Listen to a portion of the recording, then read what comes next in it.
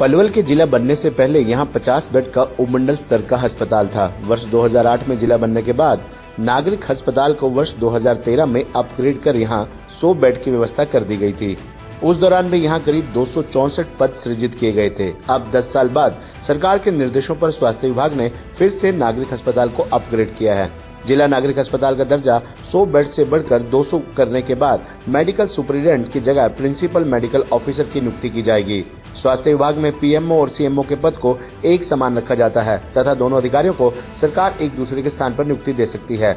नागरिक अस्पताल में 200 बेड की स्वीकृति के बाद अब चतुर्थ श्रेणी कर्मचारियों में भी इजाफा किया जाएगा। इसके तहत 40 sweeper, 40 ward servant, 15 security guard, बागवानी के लिए 2 और 3 धोबी मिलकर 100 कर्मचारियों की नियुक्ति की जाएगी।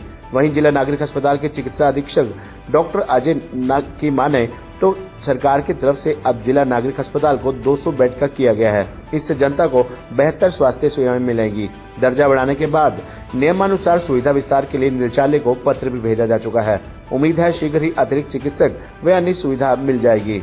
वहीं पलवल विधायक दीपक मंगला ने कहा कि प्रदेश सरकार की तरफ से जिला नागरिक अस्पताल पलवल के बेडों की संख्या 100 से बढ़ाकर 200 कर दी गई है, जिसके लिए वे प्रदेश के मुख्यमंत्री नायब सिंह का धन्यवाद करते हैं, क्योंकि बेडों की संख्या बढ़ने से मरीजों को काफी लाभ मिलेगा और अस्पताल में डॉक्टरों सहित अन्य स्टाफ की भी संख्या बढ़ेगी।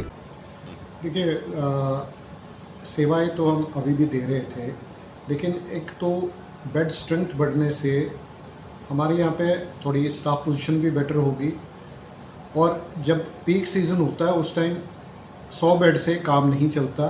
जैसे आजकल भी हमारे यहाँ पे जो अभी फंक्शनल बेड है वो 150 से ज़्यादा है, तो हमारा 100 बेड का काम पहले ही पूरा नहीं चल रहा था इससे 100 बेड से, क्योंकि हमारे पहले भी 100 से ज़्यादा ही पेशेंट आ रहे थे। तो उसके साथ में दिक्कत क्या होती है कि जब आपके पेशेंट ज़्यादा आ रहे हैं तो जो आपका स्टाफ है, क्योंकि वो 100 बेड के हिसाब से है, तो उनके लिए भी काम ज़्यादा हो जाता है। 200 बेड होने के कारण एक तो स्टाफ स्ट्रेंथ भी हमारी बढ़ जाएगी, जिसमें हमें जो सबसे ज़्यादा अभी जो फ़ायदा होना है वो है सफाई कर्मचारी, वार्ड सर्वेंट, सिक्योरिटी पर्सन। ये जो हमारी पहले सैंक्शन थी जितने पोस्ट की, वो पर्याप्त नहीं थे काम सही रूप से चलाने के लिए। 200 बेड होने से वो डबल हो जाएगी और ये पोस्ट भरने से हमारा काम काफ़ी सुधर जाएगा। यहाँ पे जो सबसे बड़ी प्रॉब्लम है, सफाई व्यवस्था डेफिनेटली पहले से और बेहतर होनी है।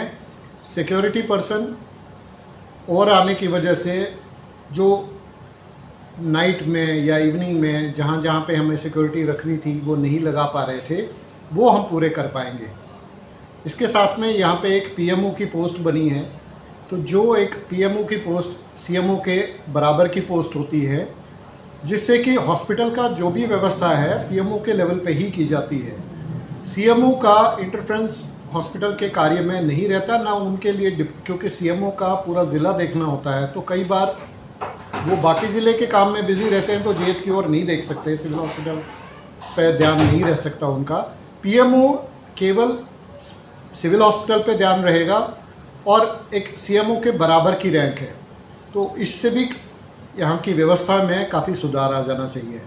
इसके साथ में मेडिकल ऑफिसर्स की 13 पोस्टें और बढ़ गई, तो डॉक्टर्स यहाँ पे थोड़ा बहुत कुछ कमी रहती है। जैसे कैजुअलिटी में हमने कुछ बाहर से डॉक्टर ले रखे हैं, लेबर रूम में बाहर से डॉक्टर ले रखे हैं, तो हमें लगता है कि वो चीज़ भी अब हमें नहीं करनी पड़ेगी, क्योंकि वो डॉक्टर की स्ट्रेंथ इतनी हो जाएगी कि हम अपने लेवल पर सारा काम करवा पाएंगे। ऐसे ही स्टाफ नर्सेज, एलटी, रेडियोग्राफर, हर कैटेगरी में पोस्ट बढ़ जाएंगी, सुविधा बेटर दे पाएंगे।